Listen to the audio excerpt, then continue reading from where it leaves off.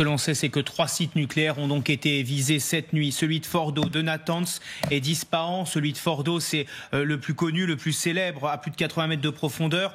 On a maintenant des détails qui sont révélés par la presse américaine, notamment le New York Times, mais aussi CNN, qui annonce donc ce matin que 6 bombardiers B-2 de l'armée américaine ont donc décollé hier du Missouri. Ils ont volé sans interruption pendant plus de 37 heures en direction de l'Iran. Ils se sont ravitaillés plusieurs fois en vol et ils ont donc largué, vous le voyez ici, une douzaine de bombes anti-bunker, notamment sur le site nucléaire de Fordo, 2 bombes GBU-57 sur le site de Natanz et des sous-marins de la marine américaine ont tiré plus de 30 missiles de croisière sur les sites de Natanz et d'Ispahan. C'est donc la première fois que l'US Air Force utilise au combat ces bombes GBU-57. L'armée israélienne la réclamait depuis plusieurs jours maintenant, depuis le début de ce conflit entre Israël et l'Iran.